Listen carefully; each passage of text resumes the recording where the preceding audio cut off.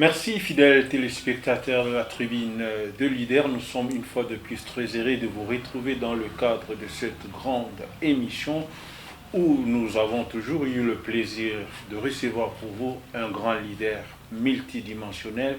Il s'agit du bishop Ejiba Yamapia. Aujourd'hui, avec lui, nous allons développer un thème qui certainement va vous aider dans votre famille, dans votre vie, pour votre épanouissement. Nous allons bien sûr parler avec l'homme de Dieu de l'envoûtement. Mais bien avant que nous puissions nous lancer dans l'entretien prévu aujourd'hui, nous donnons quand même l'occasion à l'homme de Dieu de pouvoir saluer tous nos téléspectateurs.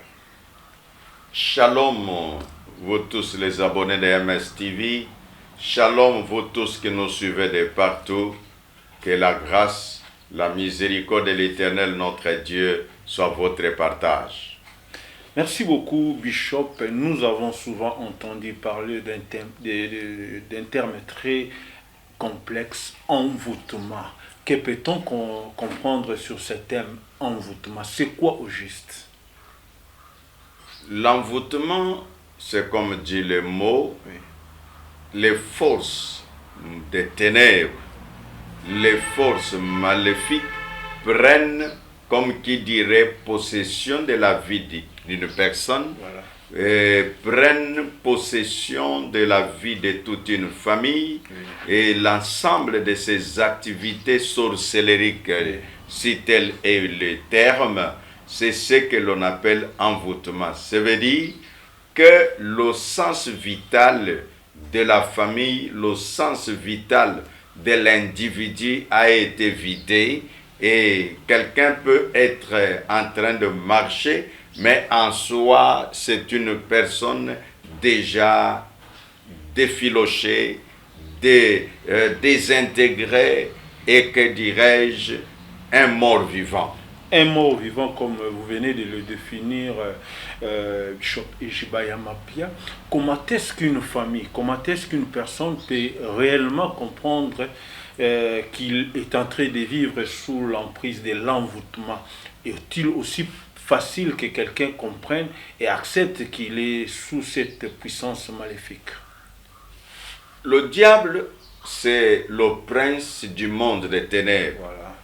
Son mode opératoire premier, c'est laisser les gens vivre dans l'ignorance.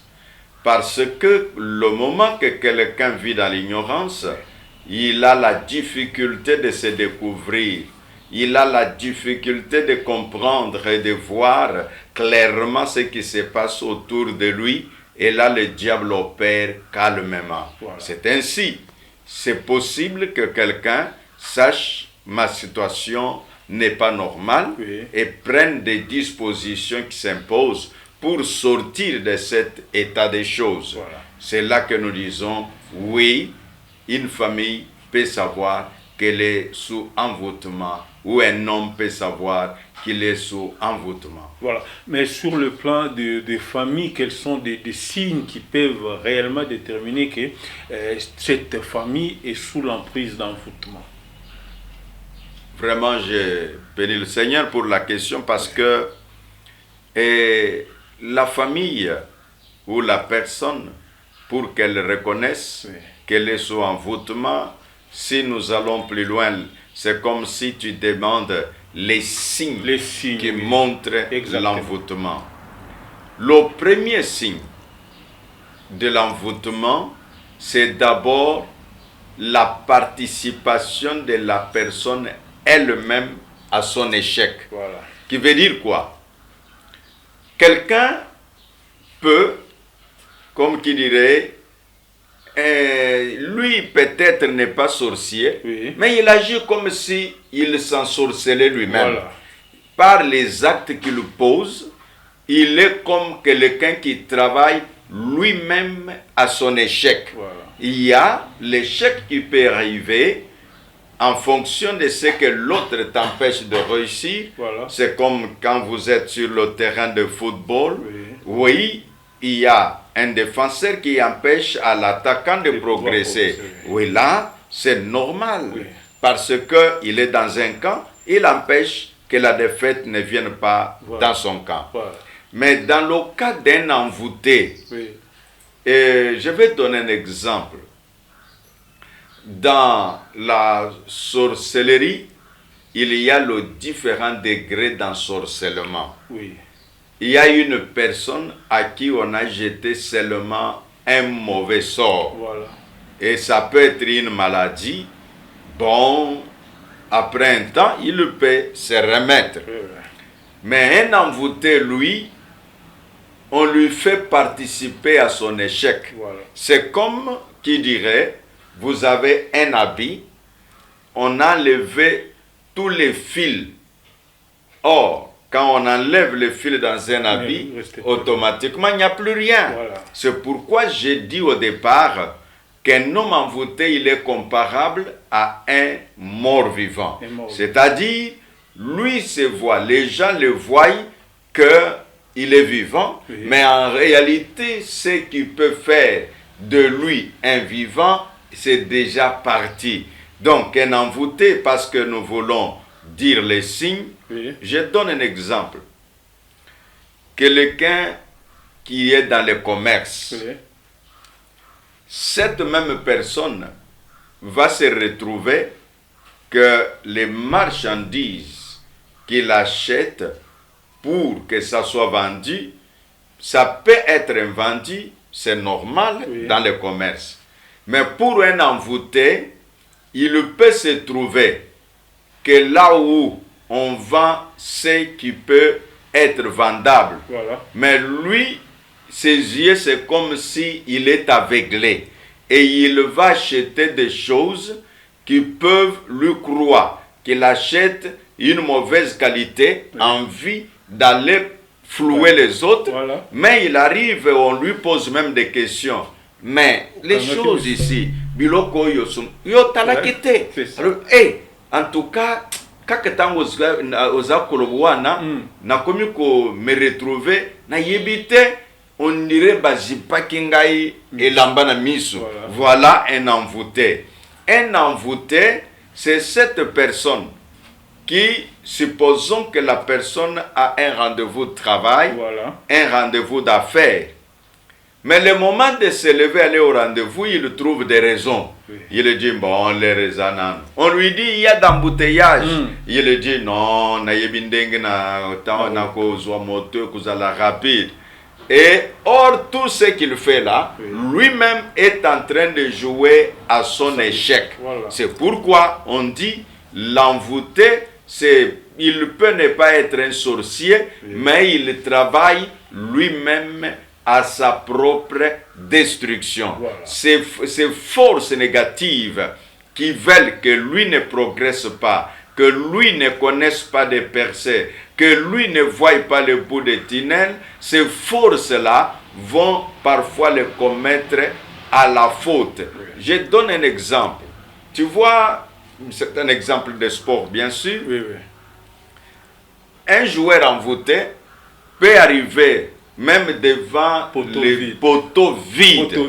Mais vous voyez, il s'arrête oui. Jusqu'à ce que le défenseur va les surprendre oui. Et voire même il va choter ou botter dans la précipitation oui. Et on dit mais le cadre est vide, voilà. Mais lui frappe en l'air. Et pour dire quoi? Les gens qui voient. Voilà. Et lui-même parfois il le sort.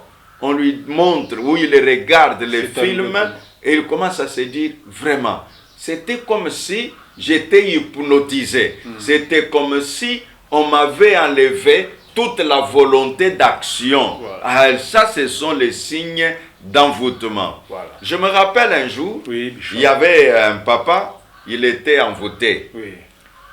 Quand il se réveille le matin, tout son travail, c'est chercher les journaux à lire. Oui. Mais les gens lui disent, mais papa, tu sais que tu es responsable, tu as les enfants, tu as la femme, mais tu vas rester à la maison et pour lire seulement les journaux et commenter les journaux. Voilà. Il répond, bon, ceux qui vont même au travail, là, je ne vois pas ce qu'ils ont. Alors, vous comprenez que la personne, cette force négative-là, l'a tellement dominé qu'il ne sait même pas faire quoi que ce soit. Voilà. Les signes de quelqu'un envoûté, je me rappelle, une personne est venue confesser la sorcellerie. Oui. Ils avaient envoûté un papa, et ce papa, qu'est-ce qu'il faisait?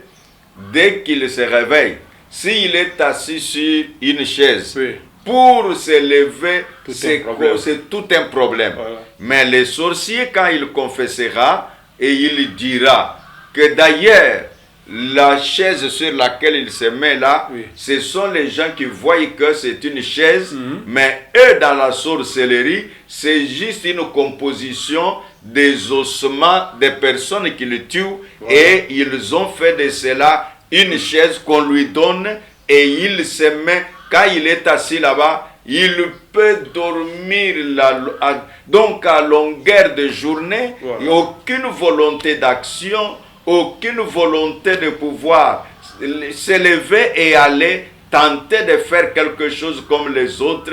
Essaye, et vous savez, on dit, oui.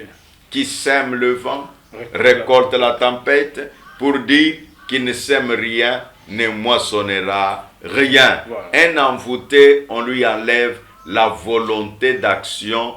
Un envoûté, on peut lui faire participer à son échec. Voilà. Il échoue avec sa volonté, mais parce qu'il est aveuglé, il ne se rend compte qu'après. Voilà. Merci beaucoup, Bishop, pour toutes ces explications. Mais il y a aussi des familles qui vivent sous l'envoûtement. Toute une famille est envoûtée, comme on sait bien le constater dans la ville de Kinshasa et partout ailleurs. Nos familles sont envoûtées.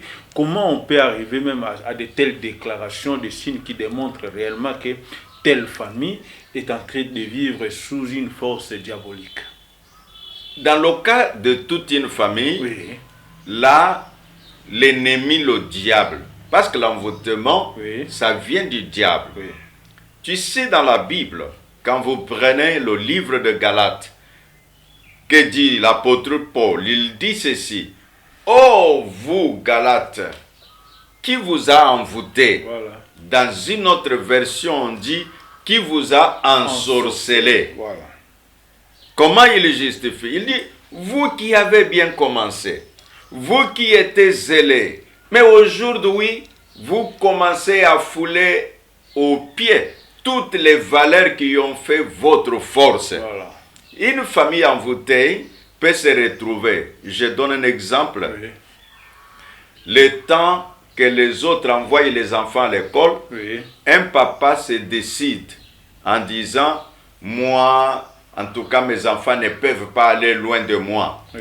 Mes enfants doivent être là si les voisins viennent m'attaquer et qu'il y ait les chiens méchants qui peuvent aller se battre avec les voisins. Oui.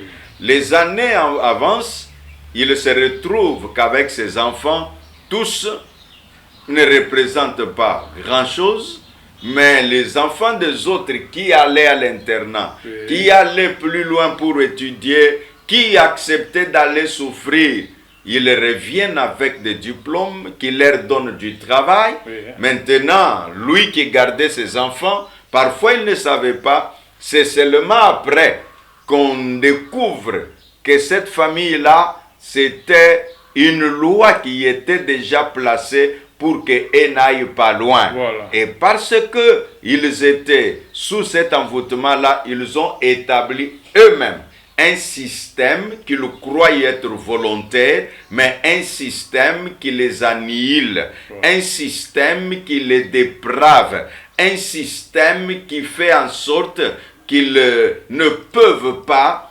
avoir des accomplissements, des réalisations qui puissent les sortir d'une situation de crise.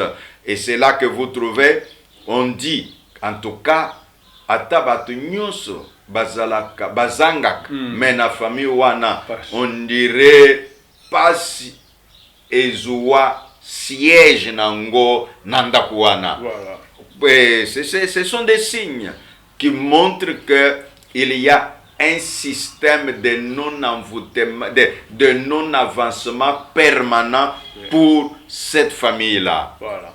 Merci beaucoup, Bishop. Mais nous voulons un peu comprendre une chose. Est-il possible qu'une personne qui est envoûtée arrive seule, à travers ses forces, de se sortir dans cette situation-là? Non, dans la délivrance, nous enseignons ceci. Oui. Un homme lié ne peut pas se délivrer sur soi-même. Voilà. Il doit s'approcher auprès de quelqu'un d'autre qui est à mesure de le détacher de ses liens. Voilà. Ce qui fait que les gens, je me rappelle un jour, un monsieur qui était soupçonné de sorcier, il va lui-même dans les jeûnes de 40 jours pour se délivrer. Non, non, il doit accepter. Toi qui nous suis, parfois la honte de ce qu'on dira, que les gens penseront comment, si on me voit, je vais demander une délivrance. Non, l'humilité précède la gloire, et la Bible nous enseigne, celui qui s'abaisse, il sera élevé. Donc, un envoûté ne peut pas se délivrer lui-même, il doit avoir la participation des autres pour sortir de sa situation. Ok. Il doit partir, il doit peut-être demander l'intervention des autres pour pouvoir sortir de cette situation. Et vous êtes un leader ecclésiastique. Comment pouvez-vous aider ceux qui nous suivent en ce moment, qui se retrouveraient dans cette situation, des familles, des individus qui se retrouvent dans cette situation? Comment ils peuvent donc faire des démarches pour pouvoir sortir de ces envoûtements-là? Nous proposons un chemin à différentes étapes. Voilà. La première étape, si cette famille qui nous suit, qui remarque, parfois, oebibatu, bamona kalikam, na yemo kwa za kolobete, oyuboyeza normalité, mais avandikaka na situation wana. Non, la première des choses, ce qui nan bati Yesu Christo, lokola mokonzi ya libota te par kondimela ye na motema mobimba eloko ya liboso kondima ndimela Yesu Kristo okobikisama ya mibale okoki kotikala na situation wana oza kubunda nango yo moko te luka basaleli ya Nzambe. Yesu Kristo asalaka nini? Tango asekwisi Lazare, Bible elobi ke Lazare azaki na basinga ekangi maboko na makolo moyen atamboleza te moyen asaleza te. Yesu Kristo atindi bayekoli na ye bofungula ye basingo oyo aza nango. Pour dire à celui qui nous suit, quand la famille est dans cette situation-là, il y a des hommes de Dieu dans ce pays, il y a des hommes de Dieu dans cette ville. Et donc nous-mêmes qui parlons, nous travaillons dans le domaine de la délivrance. Et si tu viens, nous mettrons à disposition les enseignements qui te permettront de pouvoir comprendre à quel point tu es lié, parce que on ne peut pas délivrer une personne sans sa volonté. Voilà. La volonté de la personne elle-même est l'élément capital qui permet. Comment vous pouvez donner un médicament à quelqu'un qui ne veut pas prendre ça? Voilà. Ça va poser problème. Il faut que la personne accepte de prendre le médicament, de mettre dans sa bouche, de donner le temps au médicament de descendre dans l'organisme. De la même manière, la parole de Dieu, quand nous l'enseignons, la personne doit accepter que cette parole entre, que cette parole prenne place, que cette parole travaille. Et que les serviteurs de Dieu fassent l'œuvre de délivrance qui constitue à délier la personne qui était sous l'emprise de Satan par l'envoûtement. Voilà, par là, évêque, nous avons noté quelque chose de très important, la volonté de la personne à délivrer. Aujourd'hui, avec la puissance des noms de Dieu, tout ce qu'on peut comprendre, si la personne elle-même n'affiche pas cette volonté, ça peut certainement créer un obstacle pour la délivrance, ou on peut aussi contourner cela par la puissance des noms de Dieu. Non, il n'y a pas un homme de Dieu plus puissant que Jésus. Voilà. Dans certaines villes, Jésus est arrivé, Parce qu'il n'y avait pas la foi, Voilà. il n'y a pas eu de miracle. Exactement. Il n'y a eu que quelques malades qui ont été guéris. C'est pour dire, quel que soit ce que tu diras que j'ai l'onction pour délivrer tout le monde, non, la volonté de l'homme est la clé première qui permet qu'on arrive à une véritable délivrance. Voilà. Donc l'homme doit avoir l'ouverture du cœur de pouvoir, s'il est lui-même l'auteur Oui. de son malheur, Voilà. par les fétiches par exemple, Exactement. les gens qui s'adonnent aux fétiches, il est allé toucher ici et là, les gens qui volent les biens d'autrui, il prend les histoires et les gens qui se jettent de mauvais sorts les uns les autres. Et donc c'est cette personne qui par volonté dira, en tout cas j'étais voleur, moi là j'entrais dans les maisons d'autrui Oui. pour intimider les gens, soit avec des armes ou avec des fausses armes, et j'ai dépossédé les gens de leurs biens. Et c'est là que la personne ouvrant son cœur pour dénoncer le diable, pour dénoncer les sorciers, alors la personne peut voir la lumière jaillir dans son cœur, dans son esprit et autour de lui pour chasser les ténèbres. Ok. Pour chasser le ténèbre, Bishop, vous êtes un expert en leadership.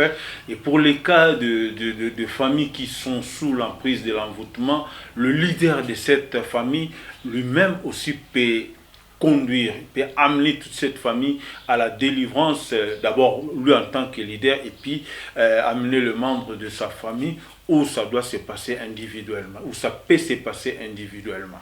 Même si vous allez en famille, Oui. tout se passera individuellement. Exactement. Seul pour les bébés, Oui. parce qu'ils n'ont pas de volonté de choix. Voilà. Pour eux, la puissance de Dieu peut agir, en tout cas en dépit de toutes les réalités du monde spirituel pouvant peser sur l'enfant. Voilà. Mais les personnes adultes à l'âge de raison, ils doivent ou elles doivent elles-mêmes ouvrir les cœurs, accepter Jésus comme Seigneur et Sauveur, accepter l'œuvre de la délivrance. Tu sais qu'il y a des chrétiens qui ne croient pas en la délivrance, qui disent que si quelqu'un est en Christ, il est une nouvelle créature. Partant de là, tous les démons n'ont plus de pouvoir, tous les sorciers de famille n'ont plus d'accès. Non, la Bible dit que l'ennemi, le diable, ne vient que pour voler, détruire et égorger. Cela signifie qu'il y a des personnes dont la vie a été détruite par le diable, et là, l'œuvre de réparation est nécessaire par le biais de la délivrance. Voilà, par le biais de la délivrance, Bishop, mais nous voulons un peu intégrer un élément très important par rapport à l'envoûtement, les entrées des envoûtements dans la vie de personnes. Est-ce que quelqu'un lui-même peut aller chercher à ce qu'il soit en contact avec ces envoûtements, ou bien même d'autres personnes par mauvaise foi peuvent jeter aussi des mauvais sorts à quelqu'un? Ça se passe un peu comment, Bishop? Bon, dans ce genre de choses, je donne l'exemple de gens qui font l'inceste. C'est automatiquement tu ouvres la porte à l'envoûtement. Parce que tu as brisé les lois de la famille. Exactement. Il y a des gens qui volent par exemple. En tout cas, cet homme s'expose lui-même à des envoûtements de manière que cela peut affecter même ses enfants. Il y a des gens, ceux qui ont yé akolakela kaka yo moto yibakite akolobete mutu ayibi mbongo na ngai loba kaka soki aza na bana mbongo oyo ayibi soki akotindaka mwana na ye na klase na mbongo na nga antuka mwana wana mbongo na ngai soki ayibi yango mpo akende koliesa mwana na ye na mbongo na nga ye ako. C'est ainsi des gens peuvent se retrouver comme ça avec des situations. Oui, c'est lui qui est l'auteur parce qu'il a volé les biens d'autrui. C'est lui qui est l'auteur parce qu'il est allé mettre la main là où on ne met pas. Il a mis la main là où on ne le met pas. Bishop, vous êtes leader au sein d'une grande communauté et ce sont des cas que nous sommes en train de vivre dans nos familles, dans tout ce que nous sommes appelés à faire. Aviez-vous un mécanisme pour pouvoir répondre aux besoins de ces gens qui nous suivent en ce moment, qui sont réellement dans de telles situations, et le message que vous pouvez leur lancer, en fait qu'ils sortent de cette situation? Le message est clair, comme je l'ai dit le long de notre émission, que premièrement, accepte Jésus-Christ comme Seigneur et Sauveur. Oui. Parce que la délivrance pour quelqu'un qui n'a pas accepté Jésus est une malédiction pour lui. Oui. Pourquoi? La Bible dit, si les démons sortent, ils vont chercher les autres démons plus forts que lui. Oui. Et quand ils viennent, ils trouvent que la maison n'est pas occupée et les démons vont s'installer, la condition de cet homme ou de cette famille sera pire qu'avant. Voilà. C'est pourquoi nous disons que la première des choses, accepter Jésus-Christ comme Seigneur et Sauveur. Voilà. Deuxièmement, joindre la famille des enfants de Dieu, donc joindre une église locale. Ainsi, nous offrons l'opportunité à ceux qui nous suivent qu'à l'église pentecôtiste des secouristes, nous avons nos bras ouverts pour accueillir quiconque veut recevoir la délivrance, quiconque veut consolider son intimité avec Dieu. Vous êtes les bienvenus, vous aurez un encadrement approprié et l'Éternel Dieu vous assistera. Certainement, l'Éternel Dieu vous assistera, mais Bishop, vous n'avez pas un programme prévu pour recevoir de tels cas et ça se passe comment? Ils vous doivent appeler, s'il y a des macarons, comment est-ce que vous vous organisez pour recevoir des enfants de Dieu qui sont dans de telles situations? Il y a le numéro qui s'affiche, donc ils peuvent appeler. Voilà. Il y a notre adresse qui s'affiche. Ils peuvent venir à notre lieu de culte. Voilà. Et donc, en venant, nous allons parler, nous partagerons les expériences et les quelques connaissances que nous possédons en la matière. Oui. Effectivement, ça fera du bien à plusieurs personnes. Voilà, nous arrivons pratiquement à la fin de notre tribune d'aujourd'hui. Bishop, nous voulons davantage avoir de plus amples éclaircissement sur le programme que vous comptez mettre en place au bénéfice des enfants de Dieu que vous encadrez, de toute la communauté, de l'EPS également au niveau du quartier général. Si vous avez pour ce temps qui coule un programme spécial ou si vous en aurez dans le futur pour pouvoir déjà mettre les enfants de Dieu au parfum de ce que vous avez préparé pour l'Église de Dieu. Ce que nous préparons, nous avons le dimanche 5 février. Oui.